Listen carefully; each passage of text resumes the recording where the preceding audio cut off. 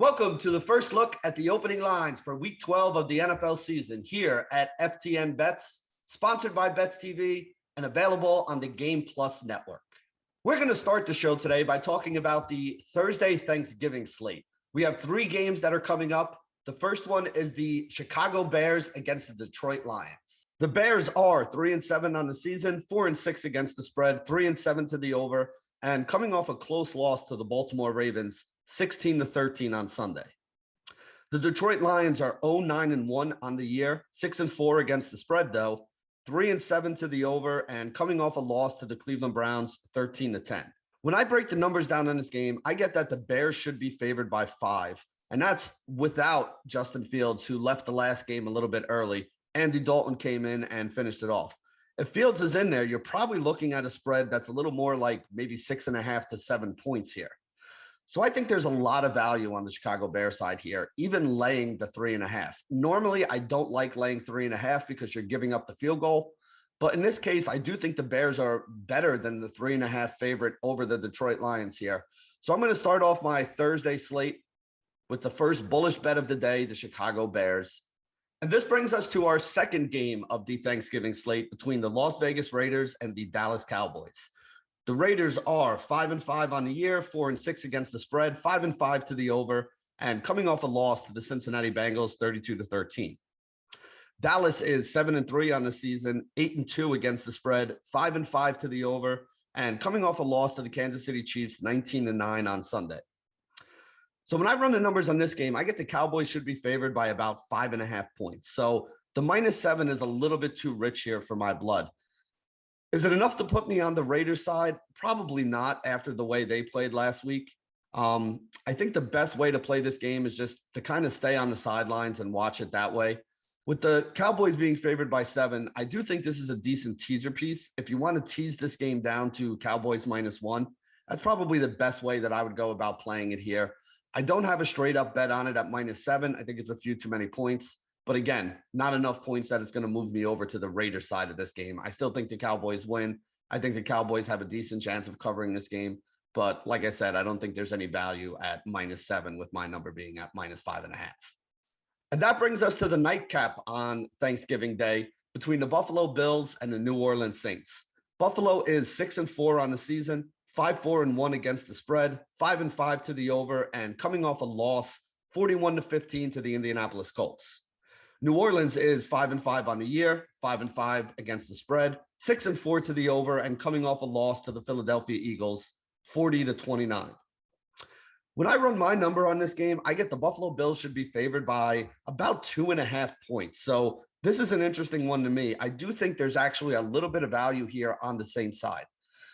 Not only do we have 2 points of value between my 2.5 number and the +4.5 you can get on the home dog New Orleans Saints here, but you're crossing a key number of the 3 there. Buffalo has not looked good the last couple of weeks here. Not that the Saints have either. Both of these teams are kind of struggling after a little bit of a hotter start here to the season. Again, when I look at it here, I just think it's a few too many points. We're crossing the 3 here. We're getting 2 points of value. So that's something that I would, kind of be interested in here. So I am bearish on the Buffalo Bills and bullish on the New Orleans Saints. So those are the 3 Thursday games for the Thanksgiving slate that everybody's going to be watching while we're eating our turkey. We're going to take a quick commercial break, and we'll be right back to talk about the 1 o'clock games on Sunday.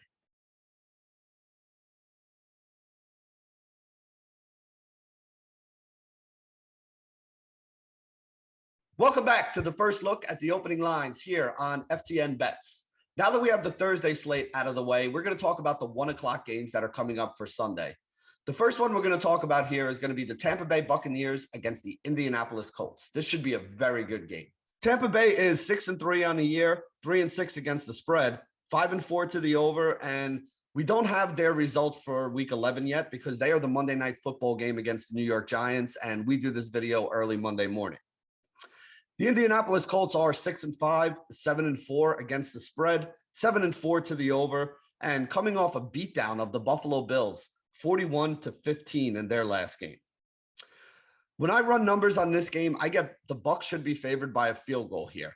So when you're looking at the numbers, you got a 2.5 that's juiced up to minus 120 over on DraftKings, which means it is more likely to eventually get to my number of 3.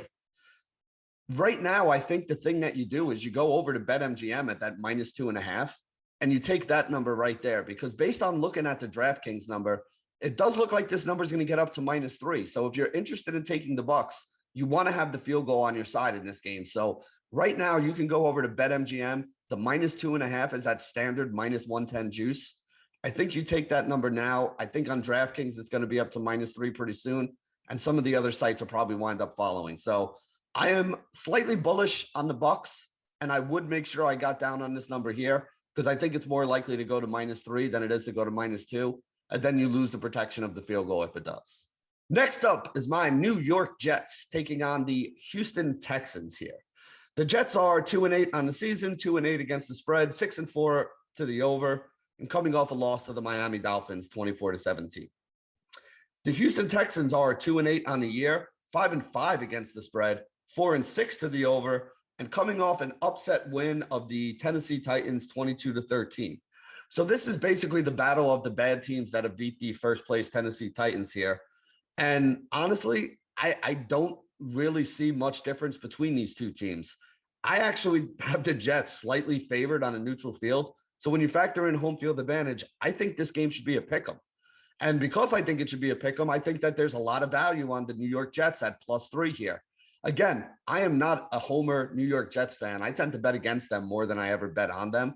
But this is one game where I think it actually does make some sense to bet on them. So you're getting the full protection of a field goal here. You're getting it at standard minus 110 juice on BetMGM.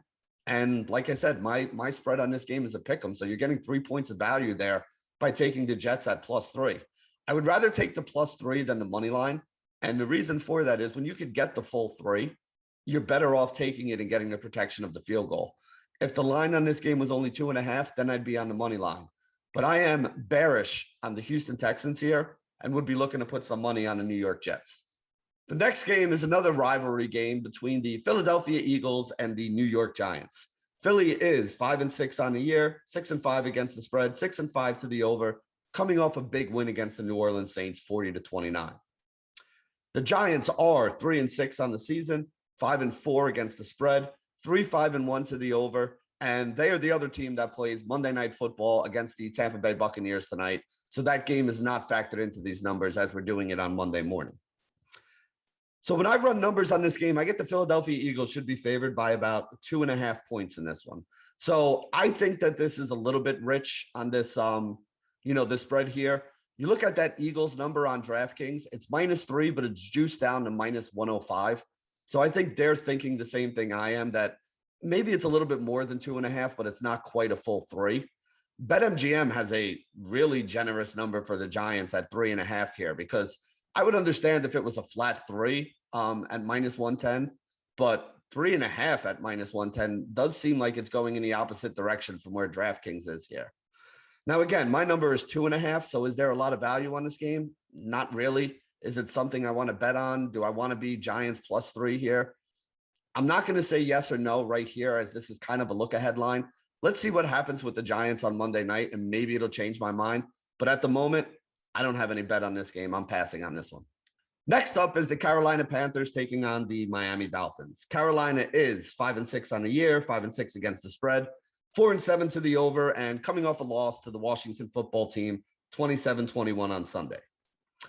Miami is 4-7 on the year, 5-5-1 to the over. 5-5-1 against the spread, 4-7 to the over, and coming off a win against my New York Jets, 24-17. So when I run numbers on this game, I actually get the Panthers should be favored by 1 point here. And I think that this is very interesting, because this game is basically kind of a coin flip, or, one of these teams being favored by a little bit, depending on how you put it in there. And DraftKings and BetMGM are actually on opposite sides of this game. So DraftKings thinks that the Panthers should be favored by 1.5 points. BetMGM thinks the Dolphins should be favored by 1 point, but it's juiced down a little bit there, which means that they actually think it's probably closer to a pick 'em or where it should be going.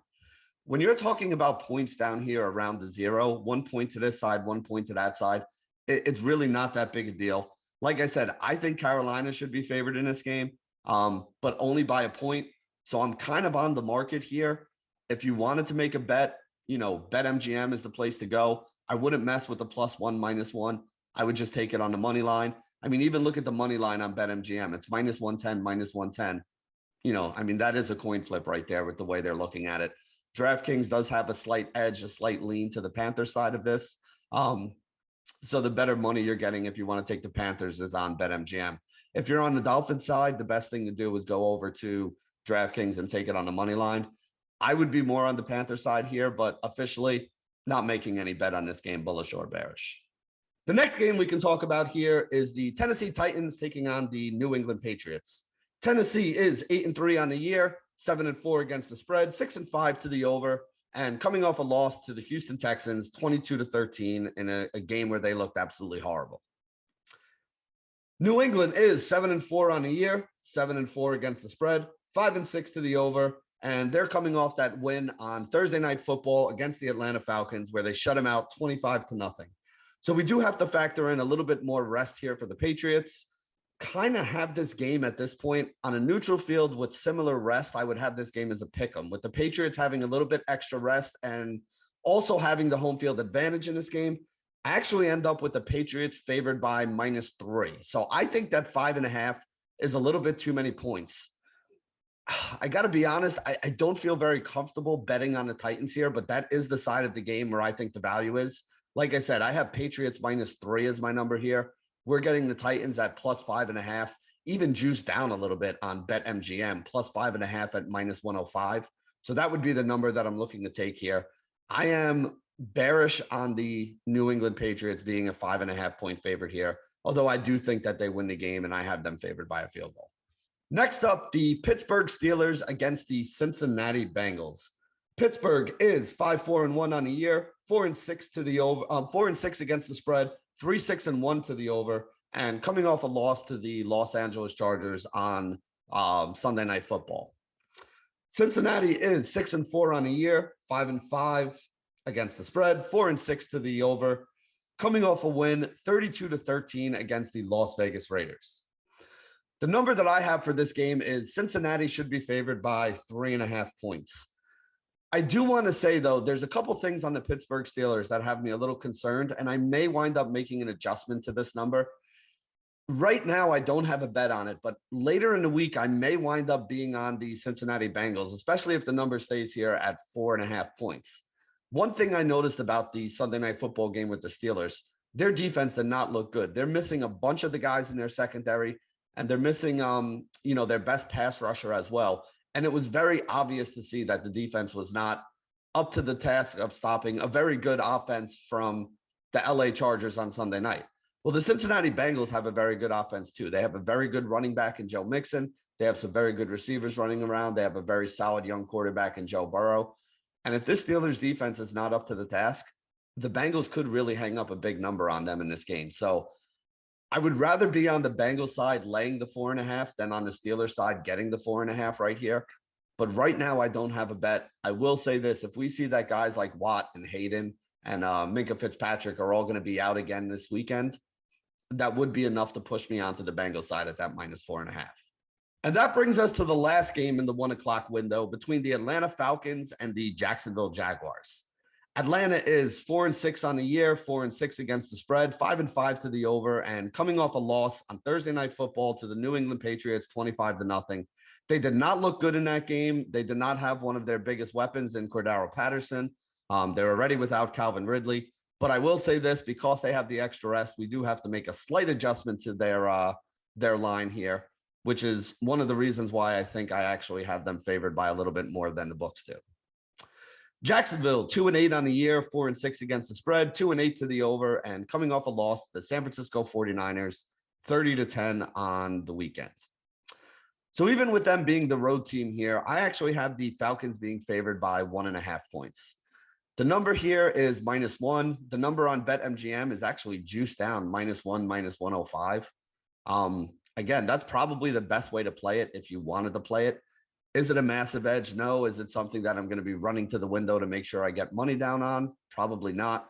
But I do think that the Falcons are the side of this game you would want to be on. So if you're in an office pool and you have to pick one, the Atlanta Falcons laying the -1 on the road is the one that I would want. So that wraps up our look at the 1 o'clock games here. We're going to take another quick commercial break, and we'll be right back to talk about the 4 o'clock games, the Sunday night football game, and the Monday night football game here on FTN Bets.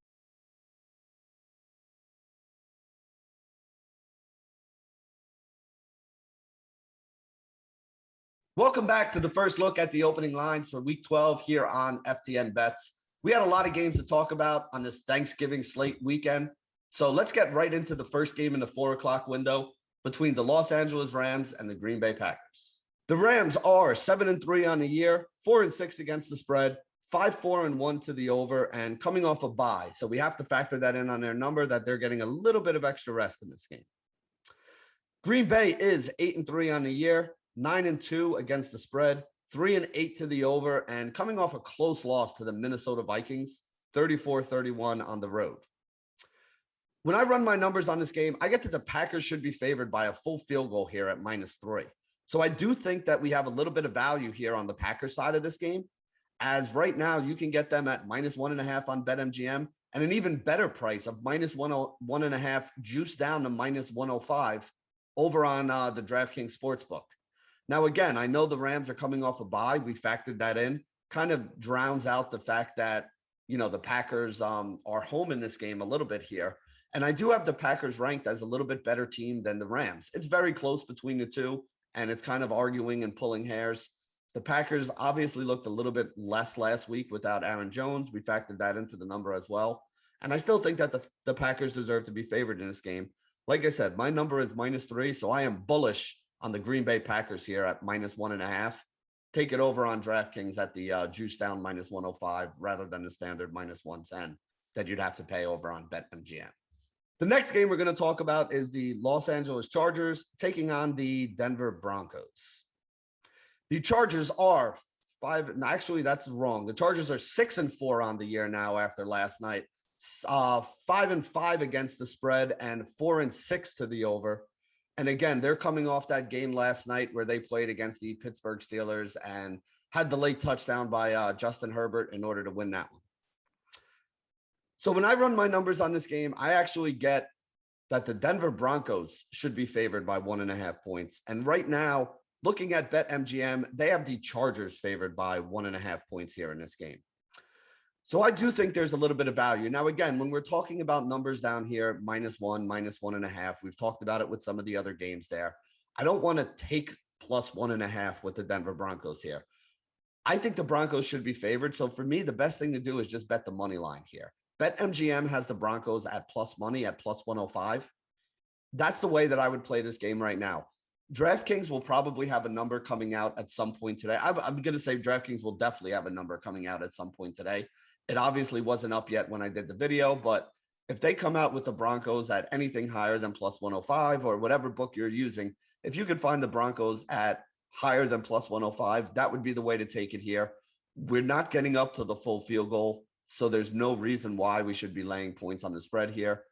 Take the money line in this game. I think that's the best angle that you can take, and obviously try to get the best number that you can. Right now, BetMGM +105, the way that I would play this game. I am bullish on the Broncos, who should be favored. Next up, the last of the 4 o'clock games here, the Minnesota Vikings taking on the San Francisco 49ers. Minnesota is 5-5 on the year, 6-4 against the spread, 5-5 to the over, coming off that big win against the Green Bay Packers, 34-31 to keep their playoff hopes alive. San Francisco also 5-5 on the year, just 4-6 against the spread, also 5-5 to the over, and coming off a win against the Jacksonville Jaguars, 30-10. So my number on this game is the San Francisco 49ers should be favored by 1.5 points. So I think 2.5 points is a little bit too much here. I do think the right team is favored, though. I don't really think there's any value on this game. I do not want to go over to the Viking side just because of the 2.5. If it got up to 3, maybe I would be interested here. But right now, at 2.5, no bet. Now, I am very happy that we have Thursday football this week because the Sunday night and Monday night football games are not all that interesting. It's not really good teams. These are not going to be games that you guys are really excited to watch, but let's get into them anyway. So the Sunday night football game this week is going to be between the Cleveland Browns and the Baltimore Ravens. I am going to assume that Baker Mayfield is going to be healthy enough to play in this game. I'm going to assume that Lamar Jackson is not still sick and he is going to be playing in this game. But one thing I did want to throw out there to everybody is you got to keep an eye on what happens with all this stuff because it could drastically alter where the line is going to go on this game. But for now, let's take a look at it, assuming everybody's going to play. The Cleveland Browns are 6-5, 5-6 against the spread, 6-5 to the over, coming off a win against the Detroit Lions, 13-10. The Baltimore Ravens are 7-3, just 4-6 against the spread, though, 5-5 to the over, and coming off a win against the Chicago Bears, 16-13 with the backup quarterback. I have that the Baltimore Ravens should only be favored by about 1.5 points in this game. So I think 4.5 is way too many. I am very bearish on the Ravens here with that 4.5 number. I would be on the Cleveland Browns side at plus 4.5 in this game here. Like I said, I did not put a bet down yet because we have to wait and see what happens with all this quarterback situation, with all the injury news, with everything that's going on with both of these teams really at the moment here. But I do think the Cleveland Browns getting 4.5 points is too many points to be giving the Cleveland Browns here. I do not want to lay 4.5 points with the Ravens. I would take the Browns at plus 4.5. You're on the right side of the field goal here. And I just think it's too many points. I think the Ravens are the team that's likelier to win this game, but not at 4.5. I'm not laying that many. And that brings us to the Monday Night Football game between the Seattle Seahawks and the Washington Football Team. Seattle is 3-7 on the year, 5-5 against the spread, 1-8-1 to the over. They have been playing some low-scoring games this year. Arizona, they're coming off a loss to the Arizona Cardinals, 23-13 in a game where Arizona didn't even have Kyle Murray or DeAndre Hopkins. Washington is 4-6 on the year, 3-7 against the spread, 5-5 to the over, coming off a loss to the Carolina Panthers, that was a win against the Carolina Panthers, 27-21 this weekend. So my number for this game is actually a pick'em, which means that I am very bullish on the Washington Football Team on the money line that we can get plus 110.